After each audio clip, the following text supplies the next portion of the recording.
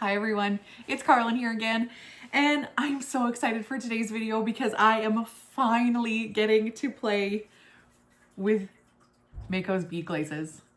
I cannot wait. I bought these so long ago and I have been trying my best to finally make something that I could make a video of me playing with these glazes.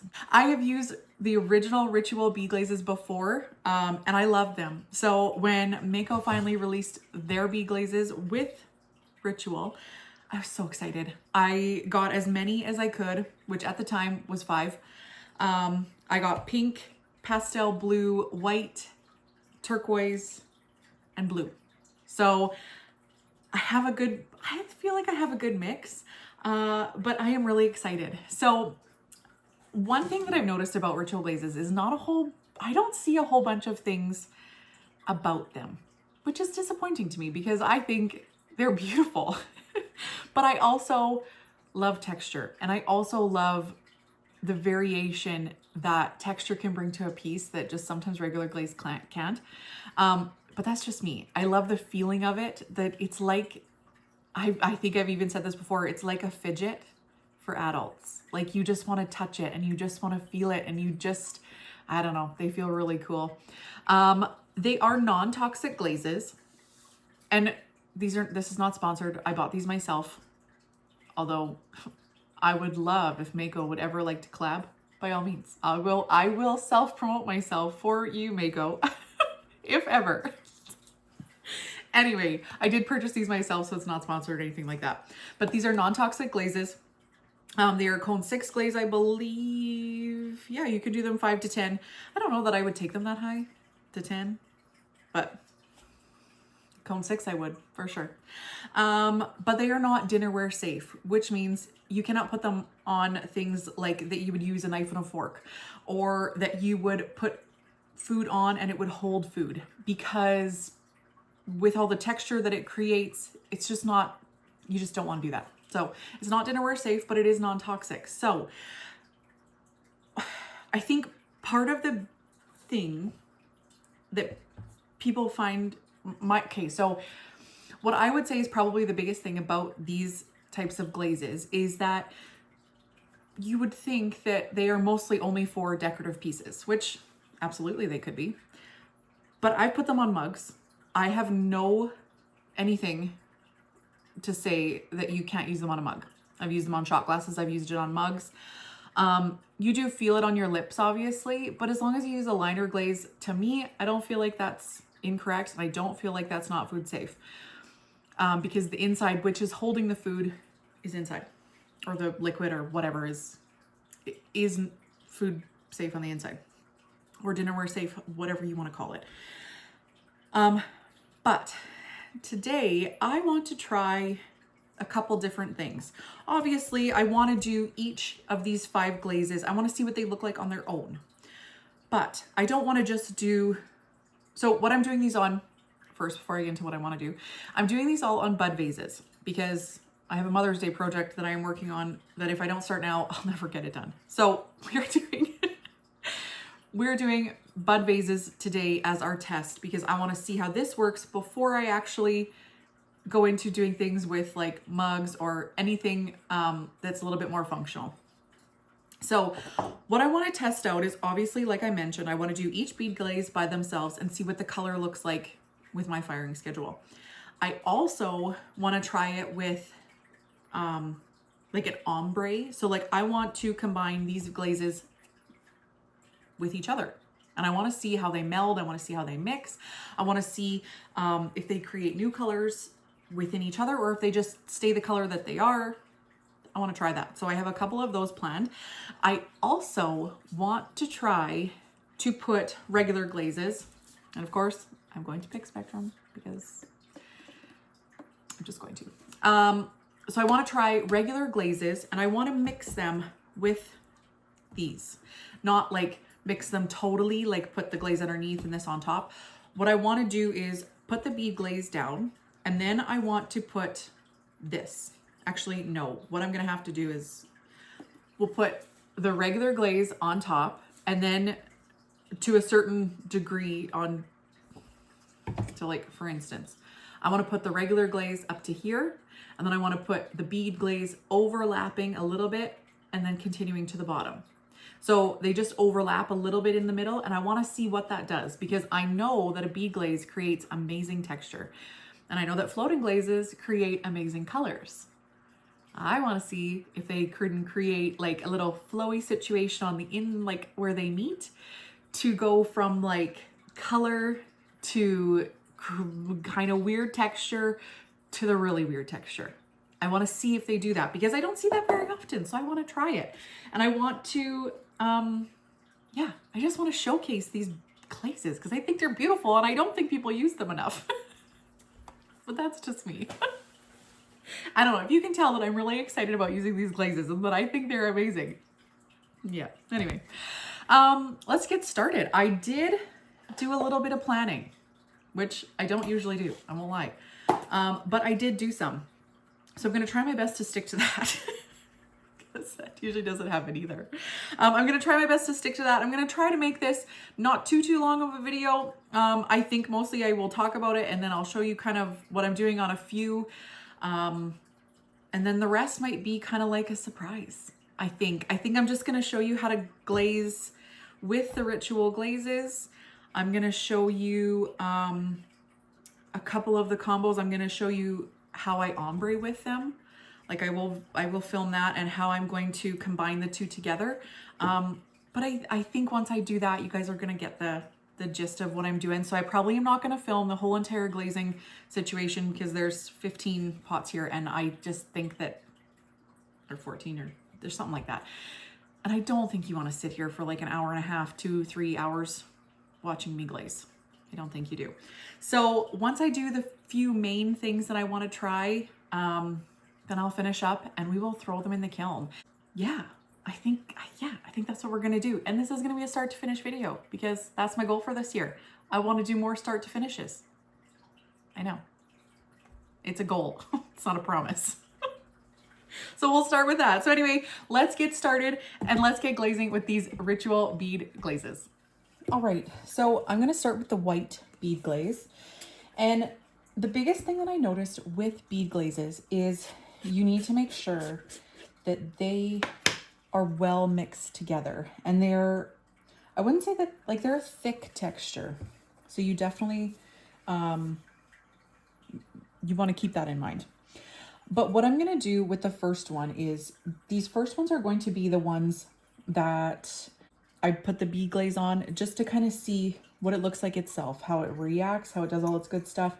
And then I will be adding a glaze on the top. So I am gonna put soft white on the top, but they will not touch. So there is gonna be a gap in between the bead glazes and where the soft white touches, just so that I can kind of get a really good feel of what they look like, but that they're totally functional and look pretty.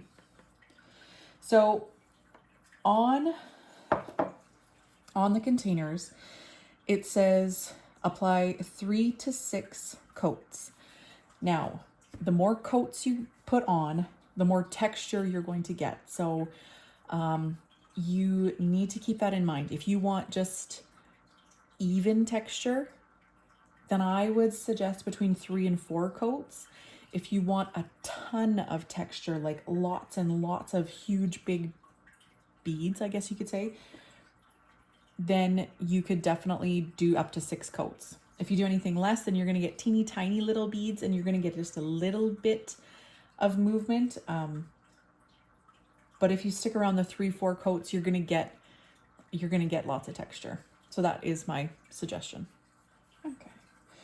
So also, like I mentioned before, bead glazes are pretty stable. So I'm gonna go pretty close to the base and I'm only gonna make sure that I just obviously don't go on the bottom, and you do have to work quite quickly because they do also dry quite quickly.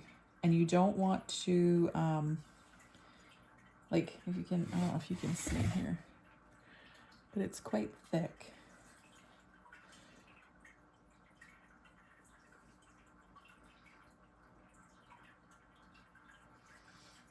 But as you can see, it is quite dry already.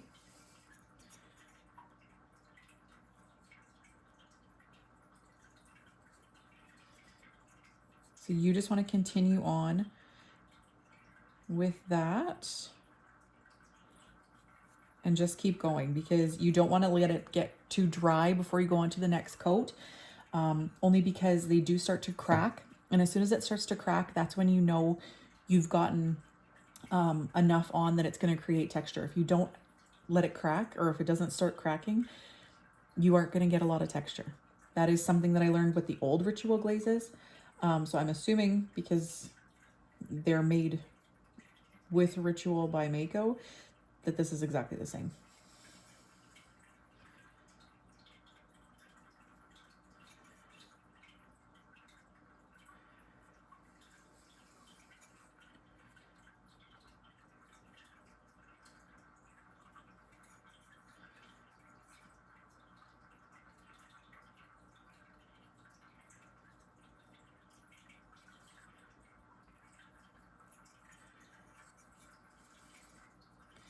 So that's 2 coats.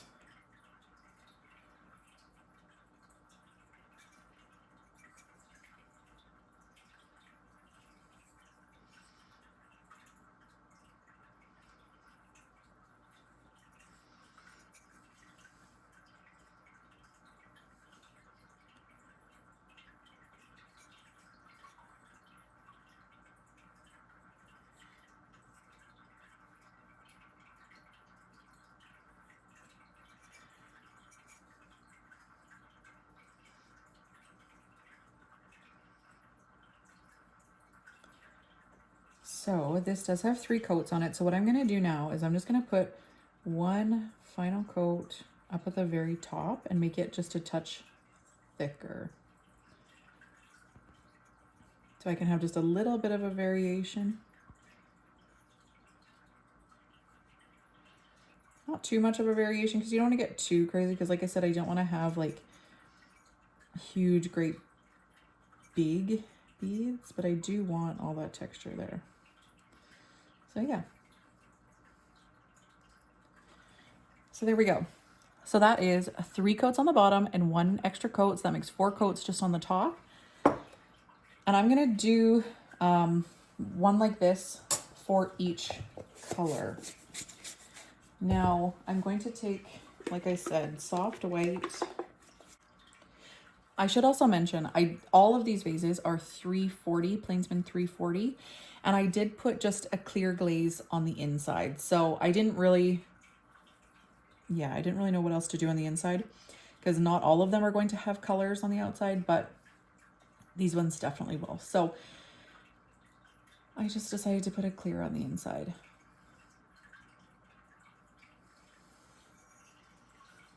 And all I'm doing with the soft white is I'm just leaving a gap. And I'm going to do this with each of the colors. Pick a corresponding color and put it on top of each of these, so that I can get a good like base of what they look like, I guess.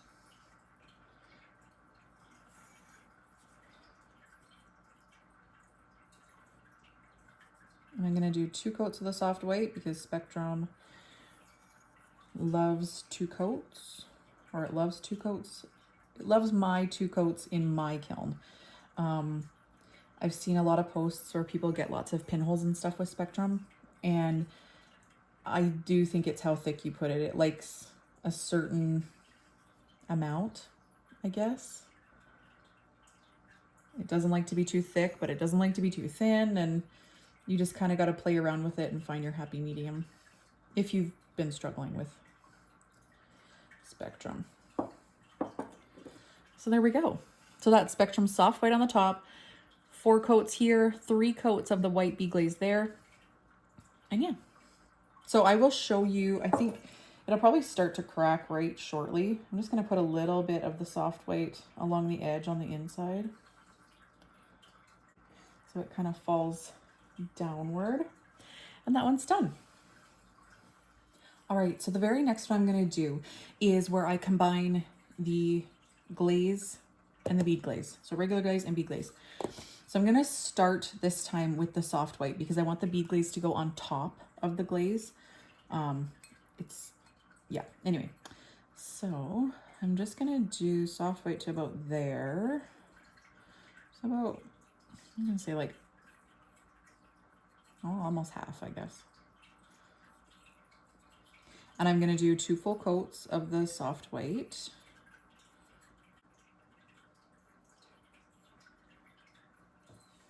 So there we go. So what I'm gonna do next is now I'm gonna put, well, I'm gonna let that dry. The soft white is now dry. So I'm gonna put the pink bead glaze with the soft white, just so I can really see the color change. I was going to put white with white, but then I thought, well, how am I gonna see the color change? So what I'm gonna do is I'm just gonna do about 1/4 of an inch of an overlap. This one's quite thick.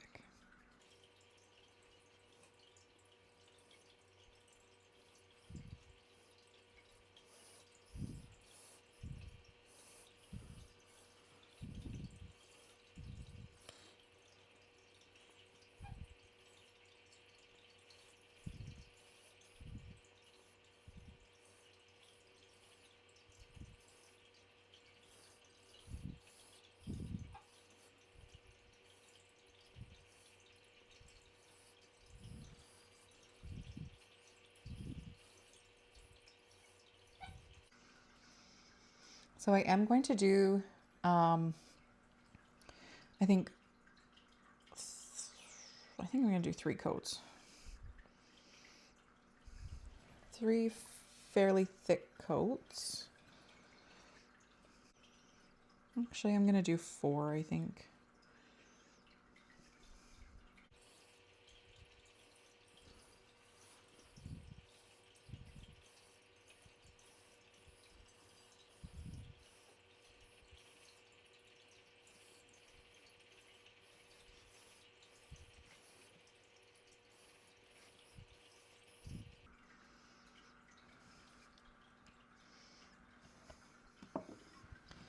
Okay.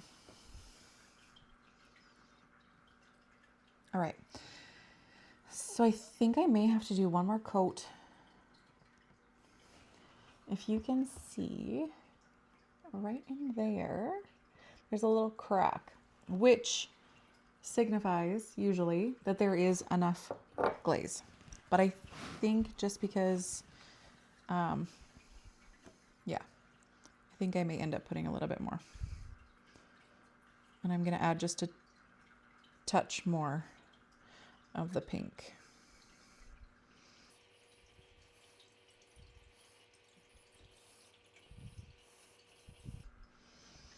Yeah. So this one has soft white and then the pink with an overlap. So hopefully we will see what that looks like. Okay, so I finished a couple more. So I want to give you a little update. I showed you that one already. This one I did sangria with turquoise. So if you see right here, you can see this little crack. That's perfect. That's what you want. Now, here's a little bit more prominent cracking. This one I did a little bit thicker. So you can see that this is cracking here. It's very obvious. These glazes don't like to sit a whole lot. Like as in, I'm going to fire these tomorrow when I know that the inside and the other glazes have dried. I wouldn't wait any longer than 24 hours to put these in the kiln, because if you do, these glazes get so brittle.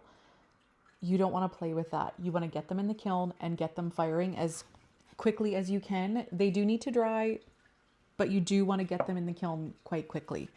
Yeah, so that's just a little update on that. I also did the pastel blue and then morning glory on top with the little gap so that I can get a really good feel of what it does with that. And then this is just a light color and I thought it looked kind of cute. This one I'm going to do, I did do another soft white and I'm going to put the dark blue on the bottom here. And then I'm going to do the ombre. So as soon as I'm done this, I will bring you right back. So now that I have all of the blues and greens open, we're going to do an ombre. So I think we're going to do the ombre on this. So what I'm going to do is I'm just going to do 1 color, 2 color, 3 color.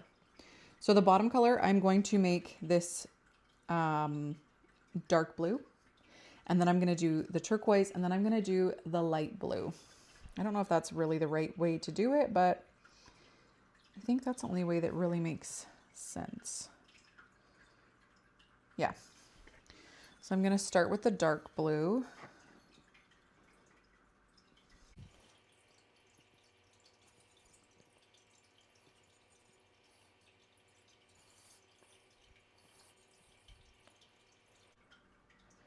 Now, remember when you're doing an ombre, you do have to overlap. So what I'm going to do is instead of making it 3 coats here, I'm just going to put 2 coats here and then 2 coats of the other color, but 3 coats everywhere else, if that makes sense.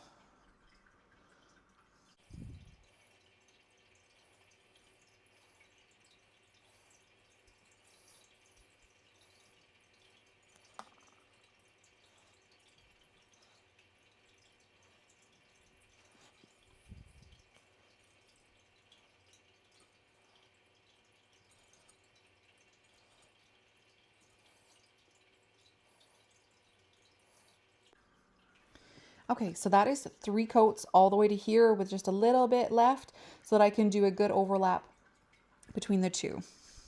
So then we're going to do the turquoise next. And as you can see, like, it is quite thick. It's a thick glaze, and that's why they say definitely have to make sure that you stir them quite well.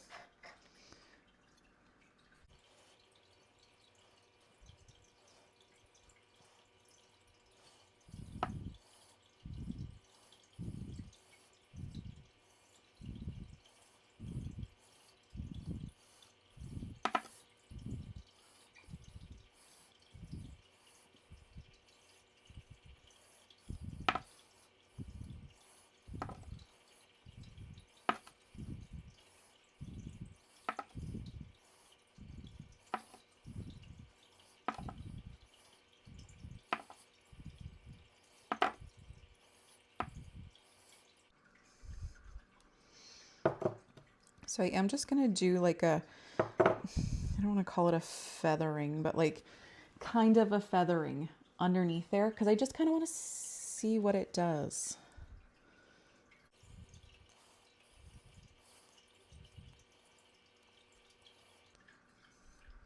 And then I'm doing 3 thick coats on the middle. And then we're done with that. And maybe I should have maybe done white, but I kind of wanted to do all the blues. So again, because it does dry so quickly, this one has a little bit of a foot, so I can hold it there.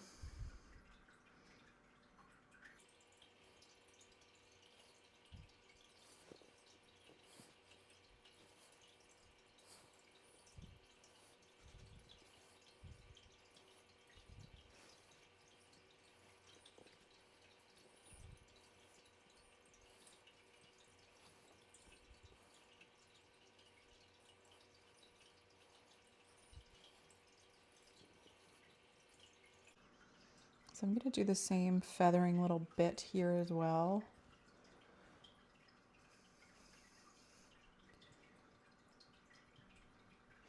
And I am going to make sure that the edge has enough as well.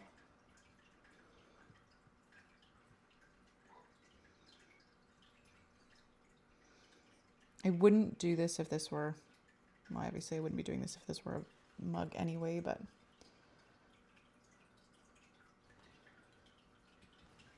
okay, there we go. So that is the blue, turquoise, and pastel blue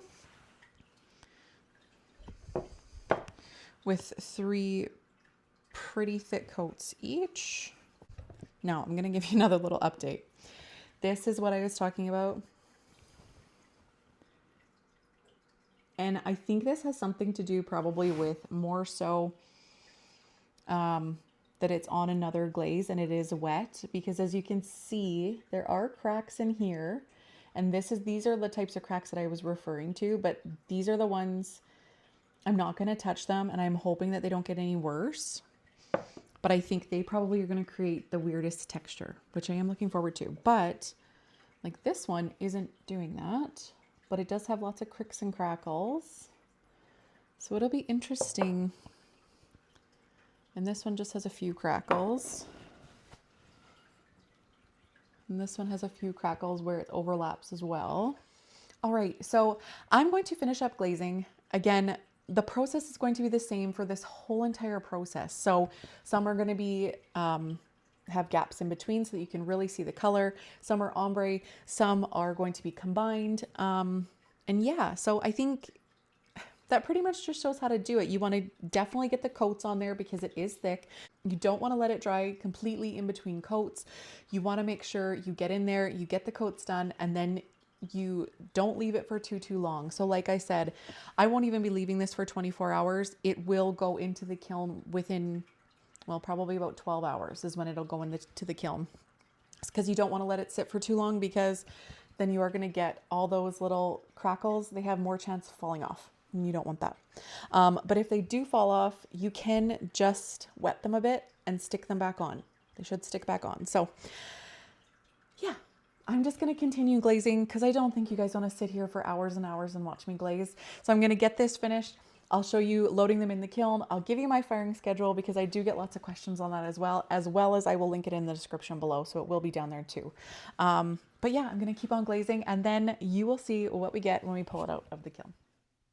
All right, so there isn't anything too crazy about loading these glazes into the kiln other than you do need to give them room. You need to give them enough room to expand and contract and to create that texture so that they don't stick to each other, because they will if you don't give them the room that they need. Also, you need to pay attention when you're putting them down, because if you notice that one that I'm picking up right there, and the one next to it and the one next to that have tons of little flakes. I reloaded this kiln 3 times because the little flakes kept falling off into the bottom of my kiln and onto my kiln shelf. So you need to pay attention so that they don't stick to your shelf, they don't stick to your kiln, all that kind of good stuff. So my biggest advice for loading these in the kiln is give them enough room and just pay close attention, especially to the ones that have the extra crackle. But otherwise, I'm hoping that we get some really good results. All right, our bead glazes are all done, and I will say they came out pretty awesome. I'm pretty excited with the results. Some were better than others, I won't lie. I will do a full kiln unload in the next video for this whole kiln that I unloaded, but I'm just going to show you these bead glazes. So as I mentioned when I was doing it, I wanted to see some that obviously mesh together with other glazes. I wanted to see the ombre effects. I wanted to see what they look like on their own. And for the most part, what I can say is they're very similar to the original ritual glazes, but they are a little bit different. There is one in particular, and you'll see, I think you'll be able to see what I mean, that is quite different. It is different than I expected it to be, and I'm not sure why it's different, but it is a little bit different. Anyway, so let's start with the very first one. So this is one of my favorites, I think. So this is the white bead glaze. Oh gosh. So it is the white bead glaze with soft white on the top. So this is the one that you saw me do this in the video. And it's gorge. The way these glazes feel in your hand, so awesome. Just feels so awesome. But if you remember, I did 3 coats everywhere, and then I did extra along this like kind of top edge. And as you can see, the lesser coats on the bottom, so closer to the very bottom where there's lesser coats, it doesn't bead up. So like this right here is like 3 coats, and this is thicker coats, so like 4 coats. So the more coats you put on, the more you're going to get seeing the under color of your clay. So like here, it wasn't quite as thick, so you get more texture, more beads, but they're not quite as big, like say in here or like here. They don't group together as much when you have yeah, you have to kind of find that happy medium. But like I said, you'll know when you have lesser coats because it looks like this. They don't break apart as much. And then when you have more coats, they break apart quite a bit more. I think this is beautiful. I think this is super cute. I think this is super cute. The next thing that you saw me in the video was where I connected the two colors. So I did the pink bead and then the soft white on top. So I did soft white first, and then I did bead over top of the soft white. And I think this one and the blue one meshed the best, but this one for sure meshed beautifully together. So you can see right here, look at that. Isn't that pretty? So this is kind of the vision that I had when I thought that they would mesh together. Like create that drippy effect, but yet still look nice. This one totally did it. And again, as you can see, like down at the bottom where it's lesser, where I didn't go quite as thick, you can see it doesn't pool as much. And then in the middle, like in the groove here, where it obviously is going to have a little bit more glaze just because of how a brush is going to put more glaze in there, it's a little bit more prominent that you can see the clay. And then over here where it's not as thick, you get more beads. Yeah. I like this one too. So then I also mentioned that I did a couple that had a lot of cracking. And I mentioned that the cracking is important because it does signify that you have enough glaze on. It just depends how much you want. Well, these ones had a lot of flaking and cracking and like all that kind of stuff where they connected with the second color. So both of these have sangria on the top and a bead glaze on the bottom. So this one has turquoise and this one has white. Now this white one I clearly did pretty thick because you can see, well, thick on one side, I guess, because it has a lot more larger beads. This one was pretty even. And they look cool, and they did some weird things. Like this one pulled some of the glaze and kind of like deposited it in other little bead parts. So it did do some kind of cool things, and like this one did kind of the same thing. This one got like some texture looking stuff. It doesn't really feel like anything, like it doesn't feel textured other than it's a little bit raised, but I don't mind these. I did think that they would maybe mesh a little bit more and create more like here, like where you couldn't really see where I stopped with the glaze. Like instead of being able to see it like here, I thought maybe it would do more of like this. But this could be where it was cracking so much. I can't remember. But this could definitely be where there was a lot more flaking. So it just kind of just didn't go there. And same with this one too. Like, so you can not see it on some places, but you can see it on others. So I think maybe that's where it was like flaking off a little bit. And I think next time, if that happens, that I maybe would try to add just a touch, even after it's dry and right when I'm going to put it in the kiln, I may take, say, like a little bit of the white bead glaze and touch it to where it's meeting this glaze. Because then I think I would get this pretty consistently around if I made sure that it was all attached to this glaze. I think, hopefully, if that makes sense. I think it makes sense, but. So these aren't terrible. I'm not mad at these. It's a good experiment. It was a good way to figure out kind of what they're going to do with a different glaze.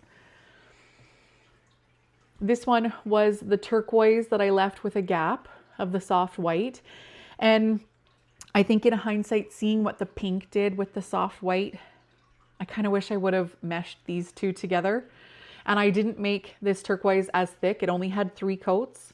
So as you can see, the beading is a little bit more even when you just do 3 coats. So I'm really happy with this beading, but I am a little bit disappointed that I just didn't mesh them together because I think they would have looked really cool just like the pink one did. But I'm not happy. I'm not upset. I think this is a great turnout. The texture, like, yeah.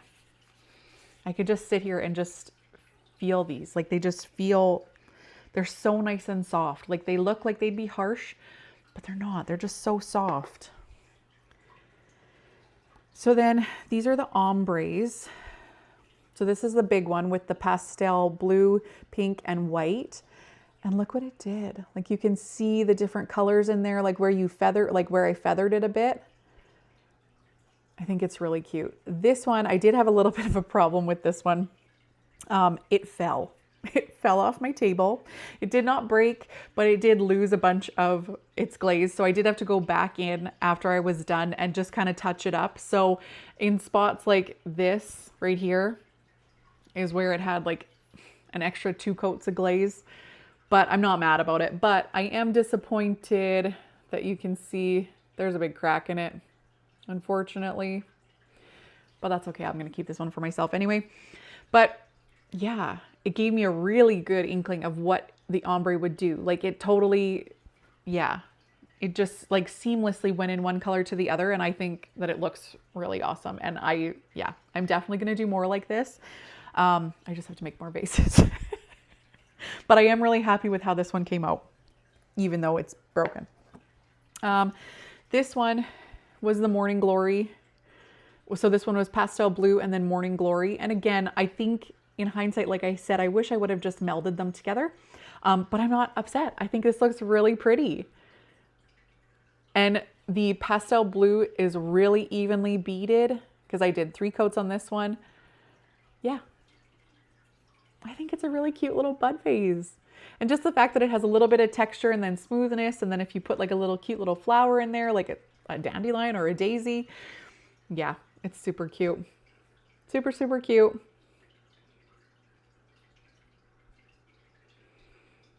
Yeah, I'm super happy with that one. Then this is the next ombre one. So it is with the blue, turquoise, and then pastel blue. And as you can see, like I mentioned right when I started, there's one that is a little bit different than the others, and it is the blue. It's almost like it has a little bit of like a translucent side to it. And I didn't think that it would. I would have thought that it would have been a little bit more opaque. But it seems like, yeah. And I didn't put enough coats on the very bottom, or it needs more coats than the rest of them, because it did not bead like I expected it to. The rest of it beaded beautifully. It has great texture, but this one didn't. But you definitely can see where it meshes together, and it does the same thing as the other one. Like, so it did flow nicely together and it created a nice piece, because I'm not mad at this piece. I think it's still beautiful. But it definitely gave me the idea that this needs probably close to 4, maybe 5 coats, not just 3 thick coats. So, but that's where testing comes in. It's all part of the fun, right? But I still think this is a really cute piece. Turned out really cute. So then this is also with the blue, and I did the blue and then soft white on the top where they overlapped. And this one meshed really well with the soft white. But like I said, so the other ones, so like this pink one, for instance, you can see that the pink kept its color. On this one, you can see that the blue kind of like went translucent, which is kind of weird to me. Like I said, I was expecting it to be a little bit more opaque, but I mean, I'm not upset. I think it looks really pretty. Like, look at that. That looks really pretty. But this one had 3 really thick coats, and I probably could have went another coat and I still would have got a really good result. But again, I'm not mad at this one. I think this one is really pretty. It's just, I was expecting, like I said, a little bit more vibrant blue, but I'm not mad. I think it's pretty. I think it's pretty, super pretty. And then this one I didn't film. When I was going through, like I said, I had a plan and I was going to stick to it. Well, I didn't stick to it. This one, when I saw it, I was like, well, look, I don't want to do the whole thing in a bead glaze. I want to do something different. I want it to connect. I want it to do something weird. So what I thought was I wanted to do more pink because it was springtime and these are bud vases, so it's for Mother's Day. And so I wanted more of like the pinky kind of girly feel. So what I did, And I'm really happy that I did this because it gave me an idea for something else that I want to try that I've been racking my brain on how to figure out how to do it. But now I think I know how to do it. But yeah, so, or I don't know if it's going to work. We're going to have to do some testing. But anyway, what I did was I did Bougainvillea ×2. Then I did Morning Glory right here with a little overlap onto the Bougainvillea. And I did it ×2 and I went to about here. Then I did the bead glaze up to this line here and all the way down, and I did 3 thick coats. And then I did a little bit of light flux all around this edge right here. And look at that. It may not have run as much as I thought it was going to, but it did something really cool. Or I think that this looks really cool. So I'm super happy with that because it looks really cool.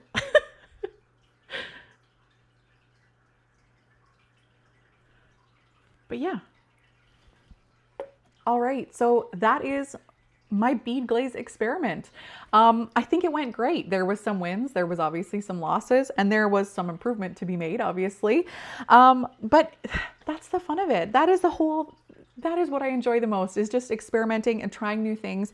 And it gave me so many more ideas for different things that I can do. So yeah, I cannot wait to keep playing with these glazes. If you have tried bead glazes, let me know down in the comments. If you have any questions, drop them down in the comments as well, because I will answer them the best I can. And yeah, otherwise, I hope you guys enjoyed this video. If you did, please consider liking and subscribing to my channel. And otherwise, I will see you all in the next video. Bye everyone.